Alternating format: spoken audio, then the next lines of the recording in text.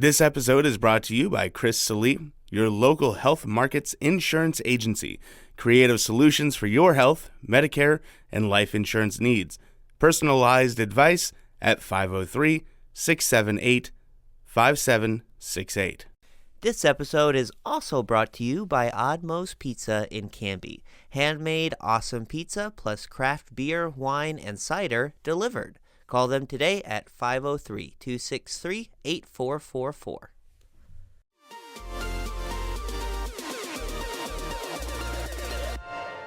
Welcome to Now Hear This Canby, your source for news. The threat of a possible teacher strike was avoided this week. There's a new, irresistibly cute creature winning over fans, and its name is Scootaloo. Sports. It's like Lucy in the football. You want to kick a field goal, but they take it away from you. We had to learn how to win. Goal can't be in the last second of the game! And interesting conversations. Because I'm one of the strongest girls ever, and I know that for a fact. I just really enjoy writing gossip as if I was a bear. With an old maid daughter that make the best moonshine in the coast. And if it would have hit me in the face, I think I would have died. I really do. I guarantee you would have died, man. Are you kidding me?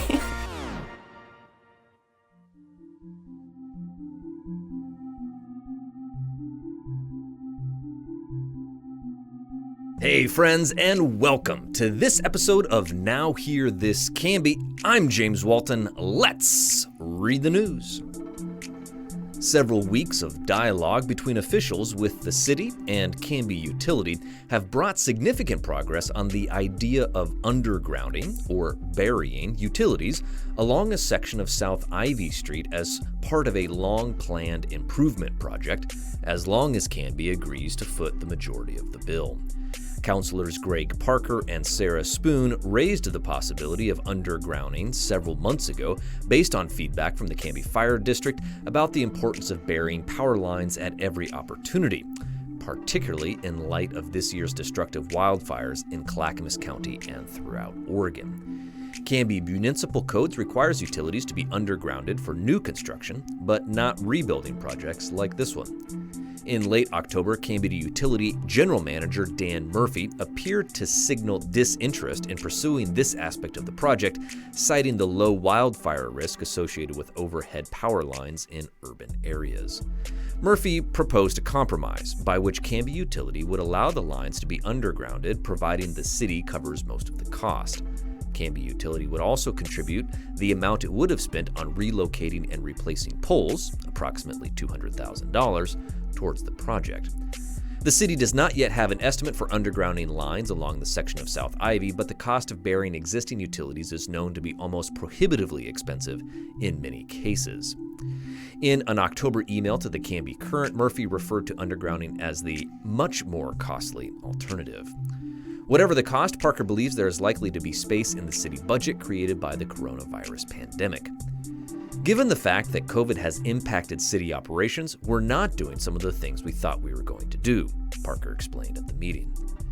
He said he approached the new city administrator, Scott Archer, about exploring the possibility with the caveat that he avoid any amendments to the budget that would impact city operations, reserves, or contingency funds. I think the key here is going to be determining what the cost certainly will be for the city, Archer said. But I would say I'm reasonably confident to tell you there are funds available, and depending on what the final cost to the city is, I hope we can make this work. Other elected officials expressed their support for the compromise. This is a monumental project for Canby, said Mayor Hodson. It would be a long, multi-generational impact if we can add this component to it, much like we did with First Avenue. I think this is one of those defining council moves, so if we figure this out, this could be a really big win.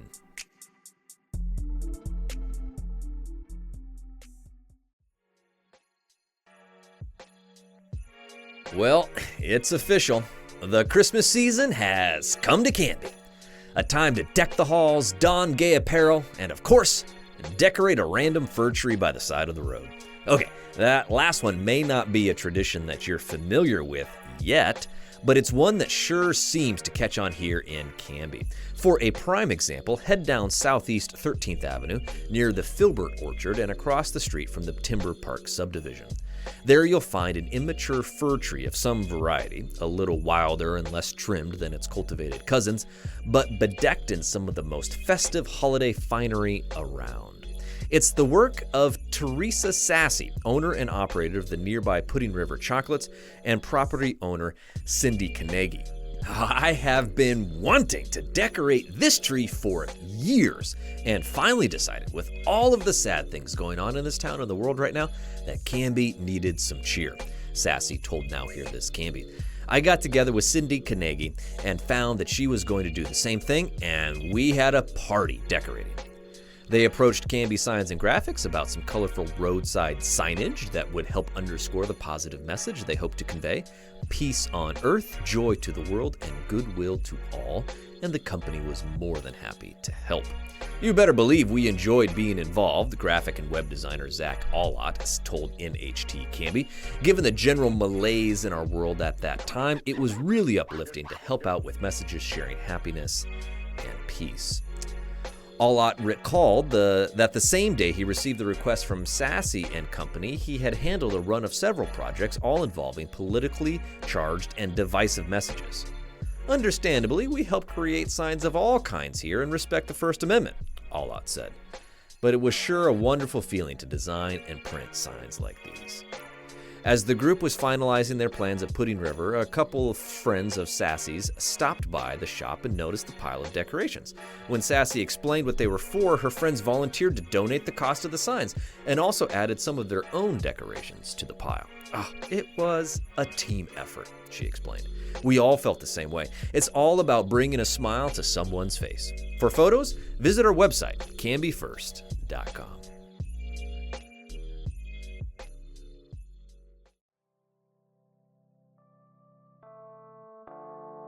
Most kids like to take full advantage of their birthdays each year, asking for gifts and fun experiences with friends, and few would blame them, especially during a tough year like 2020.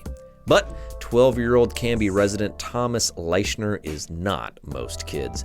Instead of asking for presents for himself this year, Thomas also asked for stuffed animals, which he then donated to the Canby Police Department for sharing with other children who had survived trauma. Thomas's generous donation follows his own traumatic experience when his father suffered a serious heart attack while the family was on vacation. That was a major thing that really affected him, explained Canby Police Sergeant Tim Green. And when his birthday came around, this is what he wanted to do. He felt it was important that kids had something to hold on to when bad stuff happens. Green was contacted by Leichner's mother, Dana, who wasn't sure that you can even donate stuffed animals to a police department, especially during a pandemic. He assured her Canby Police would be delighted to receive the generous gift.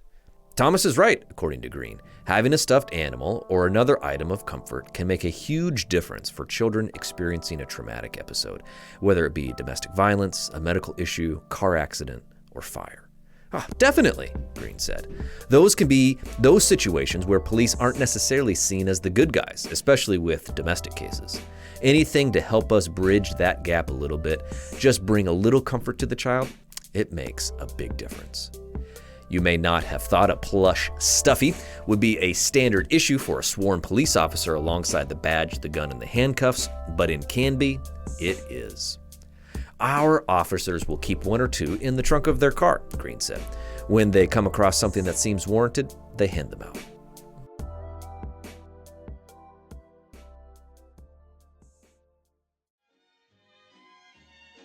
In just a few short weeks, the Canby High School Thespians will bring a beloved holiday story to life just in time for Christmas.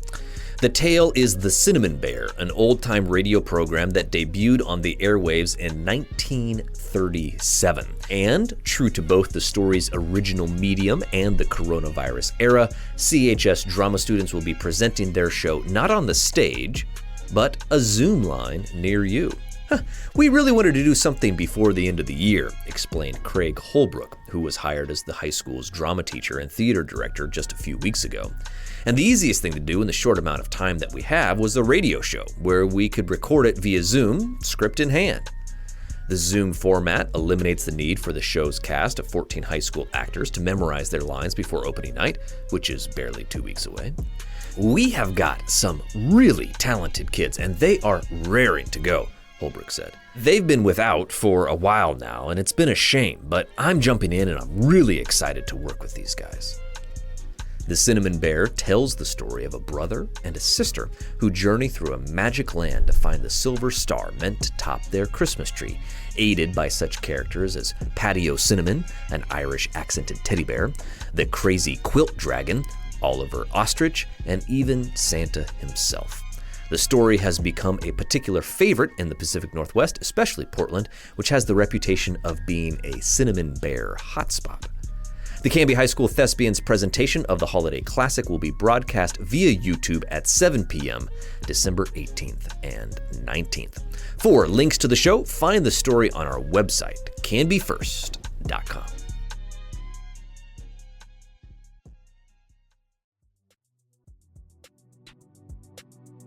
A bicycle repair station and custom racks have been installed in downtown Oak Grove along the 6-mile trolley trail through a partnership between the community and the county.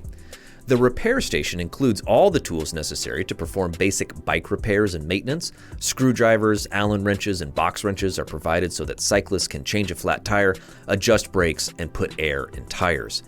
The bike racks feature Bike Oak Grove and Trolley Trail logos and are placed in several locations throughout the downtown area. Historic downtown Oak Grove saw an opportunity to bring new amenities to the downtown area to encourage the biking community to stop and support businesses as a midpoint rest stop on the trolley trail. With the help of the Clackamas County Department of Transportation and Development and a grant from Metro, these new custom-designed bike racks and the repair station are now permanently situated along the vibrant downtown core. North Clackamas Parks and Recreation District helped with the installation. The trolley trail, operated by North Clackamas Parks and Recreation, is a popular multi-use trail that runs from Milwaukee to Gladstone and is heavily used by cyclists for recreation and commuting. The bike repair station is the first along the trolley trail and is available to use free of charge. The trolley trail connects neighborhoods, schools, parks, retirement communities, and business districts between Milwaukee and Gladstone and completes a missing link in the Metro's regional trail system. The multi-use paved and gravel trail is for bikes and pedestrians and follows a historic streetcar right-of-way that ran in the area from 1893 to 1968.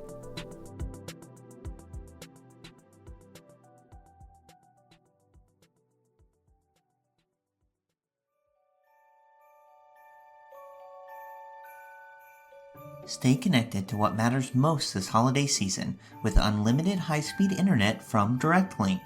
While the holidays may look different for many of us this year, you can always count on DirectLink's reliable network to keep your video calls, Snapchats, stories, and photos crystal clear.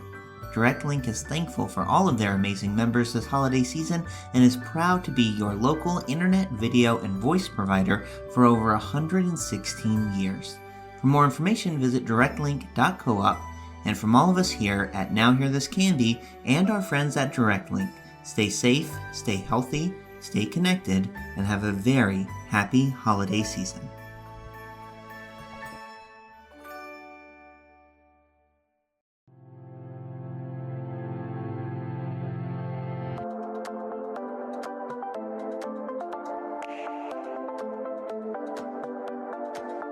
Okay, joining us on the Canby Conversation again is Nick Coleman, Director of Canby Young Life. Hi, Nick. Hello, good to be back. Thanks so much for having me. Absolutely, and we also have a new guest, Dan Thomas. He's on the committee for Canby Young Life, essentially board of directors, I believe. Is that right, Dan? Yes, indeed, and thanks again for taking the time today. We really appreciate it. Oh, absolutely. So excited to have you guys on. For our podcast listeners, I want to apologize for any background noise you might hear. That's the sound of my kids listening to Cars 2. That's pretty much as good as it gets. Some days it's either Cars 2 or screaming. So take your pick. Life happening. Take Cars your pick. 2 it is. Yeah. Cars 2 it is. Exactly. Well, you guys are in the midst of a virtual fundraising effort. Why don't you tell us a little bit about it and how they can support what you're doing? Yeah, that's right. We normally have an event about this time of year, but obviously with the restrictions, we couldn't do what we normally did, but But we did have a great alternative, which is to go online with an auction. And so we have, it's going on this week, an online auction with a lot of really cool and exciting items. And there's a lot of traction going, but we want to invite more people to participate and to come bid and help support Canby Young Life.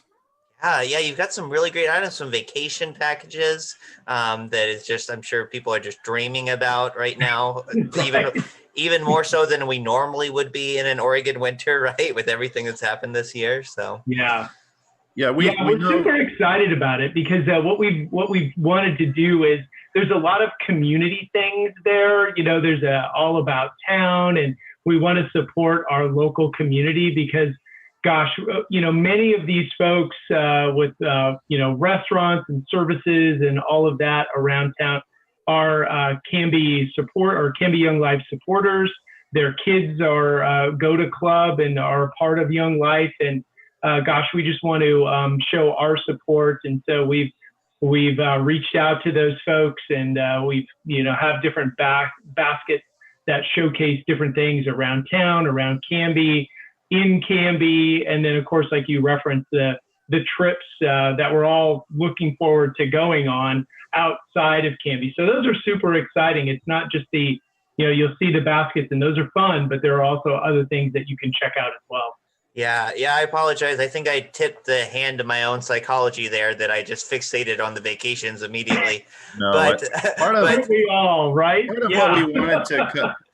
Part of what we wanted to come on and talk about was those vacations, because we know people might be a little gun shy about putting down money on a vacation during this time, and will it be able to happen? But we have worked with this company a little bit in the past, and they've been incredibly great to work with and flexible, and some of the stuff is accessible by car or by other ways like that. So there's a lot of really great opportunities, even in the midst of COVID, for these vacations. So. Yeah, that's awesome. Yeah, there's lots of golf there as well. So if you're somebody that is going to socially distance in a warmer climate that involves maybe golfing, right? There's a lot of those opportunities as well. So we want to make sure that we can, reach out to those folks that maybe like to go down south in the winter. They'll have an opportunity to maybe hit some of the courses that they've never been able to do before. That's great. And I do love the focus on local businesses and local organizations as well. I know that that's something that's forefront on a lot of people's minds this time of year, is shopping local, supporting our local restaurants that are struggling right now. And with something like this, you don't have to choose. That's really great. You get to also support what you guys do. Speaking of which, why don't you remind us a little bit about what they're supporting with this fundraiser and the activities that you guys are doing through Young Life? Yeah, I mean, Canby Young Life is an organization that works with adolescents here in our community. And so we've got a team of caring adults who are trained up to build relationships with kids, and kind of relationships is our key word. And so even when we can't meet, even when our restrictions, and we spend a lot of time figuring out what do we do next, and what things change all the time, of course, we're adaptable, but also we're relationship first. So we're still reaching out to kids. We're still around, and kind of being present is our model, and inviting kids, not just to events, but inviting kids into our lives and walking alongside them, which I think, just as we all realize offhand, is more important than ever right now, with kids facing what they're facing and the isolation and how hard it would be to be a teenager right now. We're more committed to our mission than ever. That's what we've been talking about lately. And while sometimes we don't know what it looks like as far as the public facing events that we do, we're still around. We're committed to being in relationship with teenagers. Yeah, absolutely. And I just feel that, it's more than ever, given what we're all going through. But imagine us as adults. I mean, it's hard enough. But like Tyler, with your kids and with Nick and his family and my family, I mean, imagine being a middle schooler or high schooler right now, with everything on top of this and everything else you have to deal with. We just really feel that our mission and these relationships are more important now than they have ever been. Yeah. Yeah, I'd love to hear just a little bit more if you can about because you nailed it, Dan. I can't imagine how hard it is for local youth.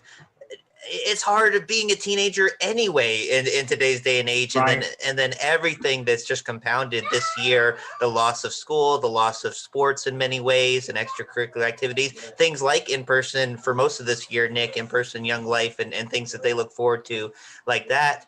Can you tell us a little bit generally just kind of how youth are doing in our community, and what things you are able to do more specifically through Young Life to help support them in this time?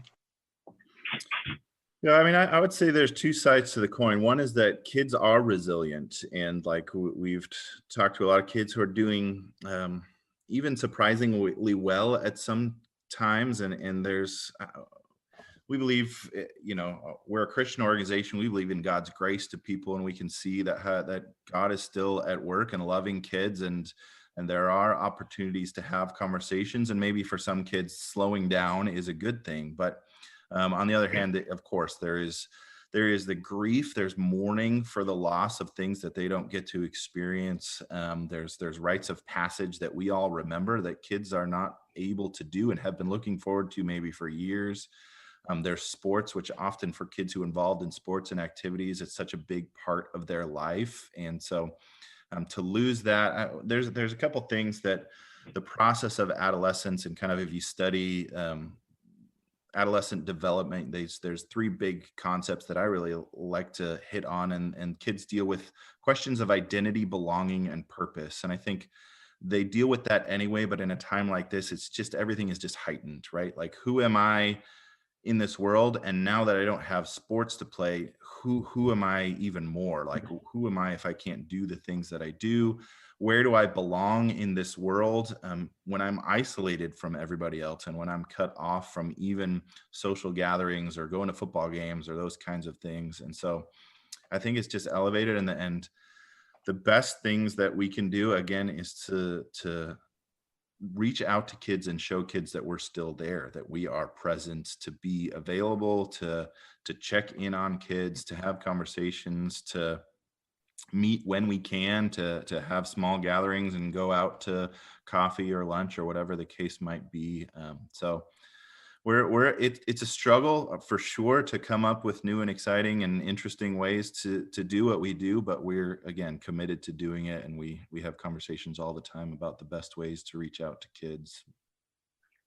Yeah, and to Nick's credit, he's been on a ton of Zoom calls, and so you might see a little Zoom fatigue from all the conversations and whatnot. But again, that is part of the reach out and the tools that we have now, right? And so, we still want to be viable. We still want to have those relationships and reach out to our middle school and high school friends as best we can, right? And support them and their families, right? Because we know that, hey, this is a tough time for everybody.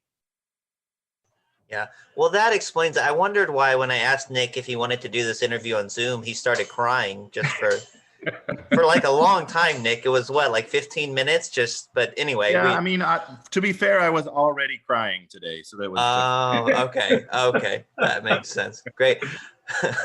Okay, well, we will share the link to the Yuletide auction, which is going on now.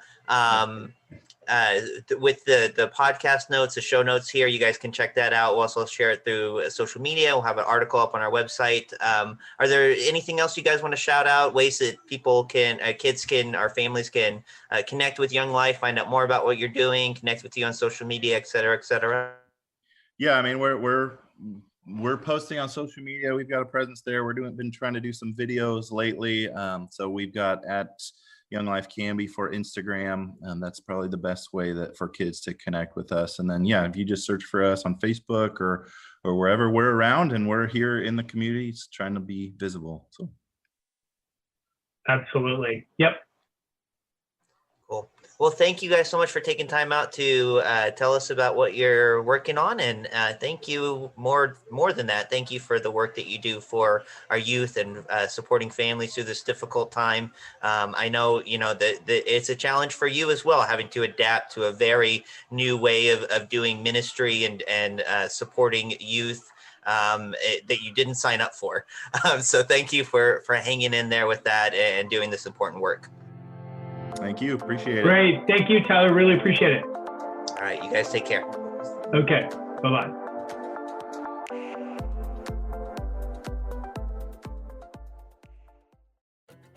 Joining us now is Donna Ellison of Ellison Team Homes, a firm serving all across the Portland metro area with 3 realtors based right here in Canby. Donna, can you tell us how Ellison Team Homes started? I started in real estate. I grew up with my dad. He was a realtor.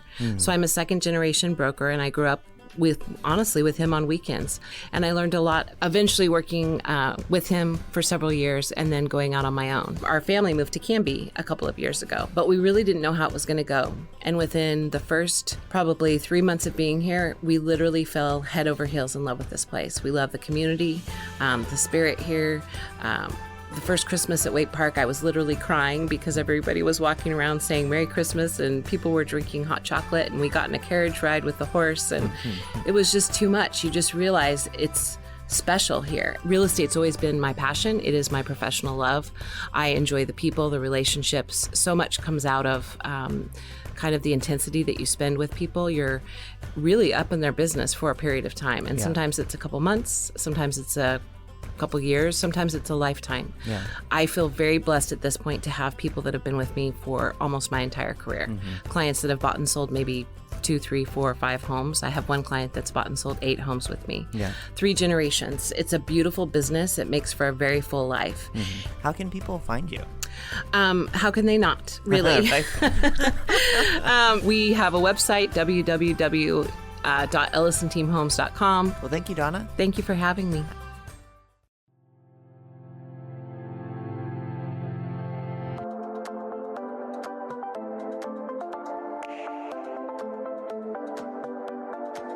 Okay, joining us again is Courtney Hohensee with Marquis Hope Village. Hi, Courtney. Welcome back. Hi, thank you. Hi, how are you? I'm doing great, thanks. Good. How are things over at Marquis and Canby? Yeah, we're surviving. Yeah. Some days are easier than others. Absolutely. Well, you are involved with a lot of the events that would normally happen at the care facility in normal years. You guys would have food carts out there and do stuff for Independence Day and do drive-up events with classic cars and stuff like that. Obviously, a lot of that has not been able to happen this year, but there is something coming up for the holidays that you're working on and pulling in some donations from the community. That seemed pretty cool. And the first time you've tried something like this, why don't you tell us a little bit about it? Yeah, well, like you said, it's been a rough year of a lot of cancellations, and the residents have missed out on a lot, not being able to see family and things like that. So with the holidays, that makes it especially difficult for a lot of folks. Yeah. So one of our favorite things every year is Christmas lights drives. And we usually drive around Canby several times a week. Oh, okay. And we have a full bus every time. Everybody loves it. Wow. So you would load up the residents and just go around to different houses and neighborhoods. Okay, cool. Yeah. Usually just in Canby, because I mean, why would we need to leave? Everybody does such a good job. Right. Yeah. Okay. Yeah, so we drive around town and we check out everybody's lights, and it's always a full bus. Everybody enjoys it. And obviously that's not something that we're able to do this year. We can't get all the residents in a bus. We can't pack them all in there. So we've had to get really creative, and I wanted to bring something to them that's just a little taste of what we normally do. So we're gonna decorate the sidewalks. It depends on how many light donations and stuff we get, how big we'll make it, but we're gonna decorate the sidewalks with lights and have a special night where the department heads will stay late and take the residents around and see the lights. And we might have somebody in the Santa suit here so they can still get Santa. And yeah, I don't know, we just kind of wanted to bring something to them after a year of missing out on so much. Yeah. Cool. Well, I think it's such a great idea. I know that you just kind of announced it this week. You've probably been working on it for a while, but opened up the door um, to having people donate lights and things like that to really make it special for people. What has been the response that you've heard from the community so far? It's been really positive. My phone was blowing up yesterday. So we've had lots and lots of people already offer lights. We've had people ask where they can send us gift cards to. We've had, people sharing the posts. So people from that aren't even in Canby are wanting to participate and help out. So it's really encouraging. Yeah. Yeah, I bet there's some folks that are just like, they kind of gather lights over the years, and this time of year it's getting dark and cold, and you got that big pile of lights out in the garage that need to go up. Hey, Hope Village, we can just donate them and they can put them up for us and make it special for some residents. Are the residents pretty excited about this?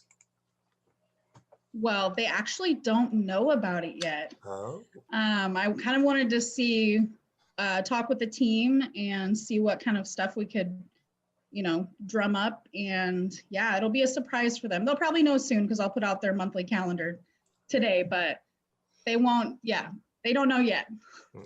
Cool. Awesome.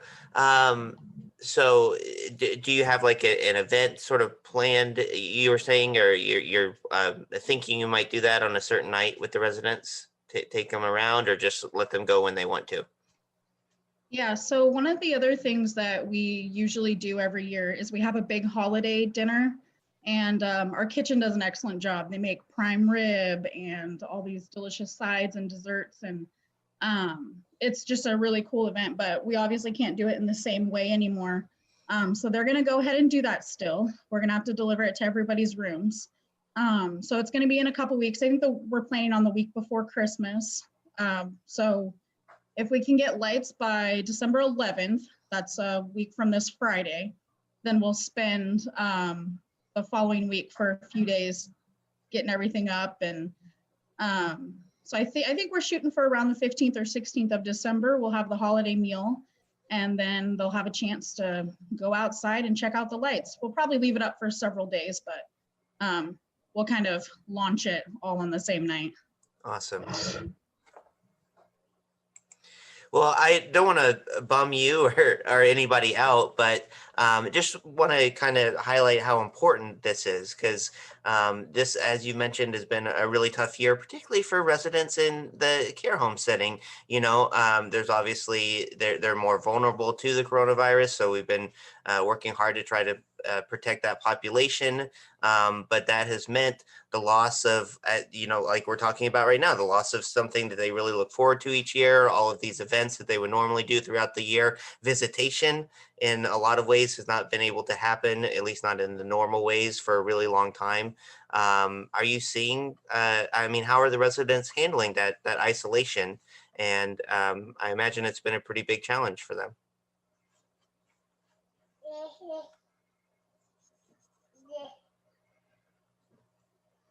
It varies.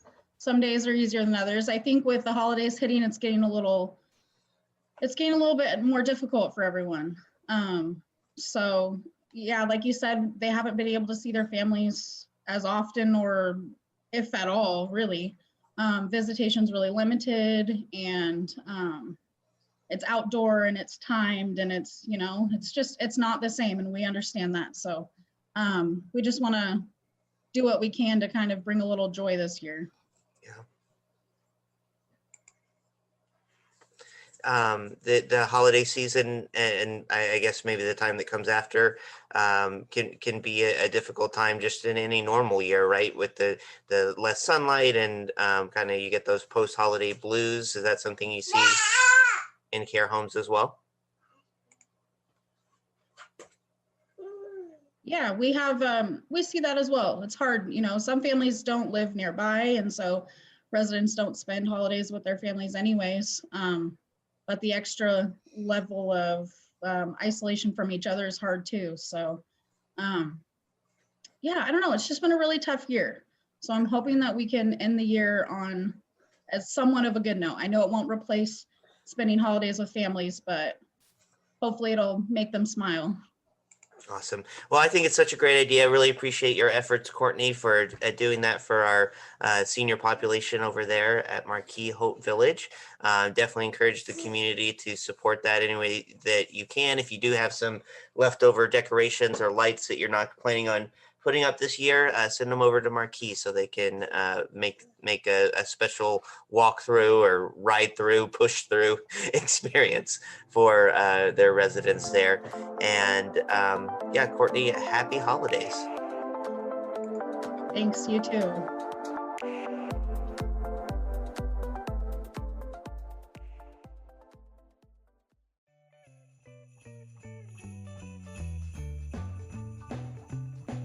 The holiday season is a wonderful time of year, but it can also be stressful, and 2020 is certainly no exception. If you're feeling a little overloaded, let the Wild Hair Saloon take family meal planning off your plate. Whether the current status allows in-person dining, the Masters of Takeout have you covered. Ask about their family meal deal carryout special, a double portion of chicken fettuccine alfredo, a huge Caesar salad, big enough to share, but if you don't, we won't blame you. Garlic toast and 2 kids' meals with cookies for only $25. Plus, their mouth-watering prime rib dinners are available Friday and Saturday nights. Open Monday through Friday, 11 to 8 p.m., and Saturday and Sunday, 3 to 8. Visit thewildhairsaloon.net or call to order 503-651-4273.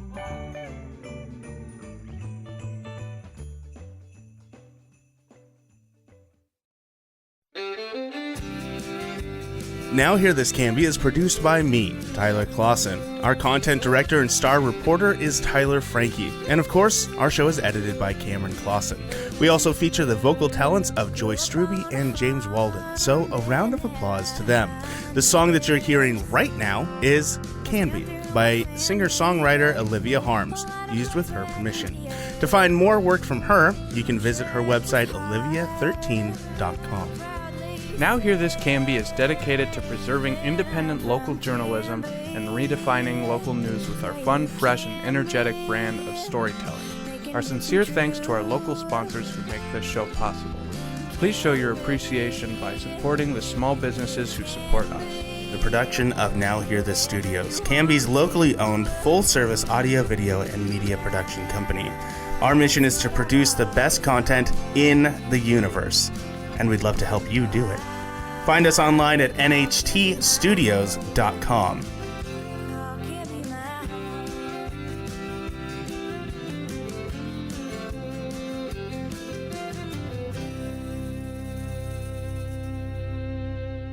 I will take a motion to adjourn. I just moved it. I didn't even ask for it, though.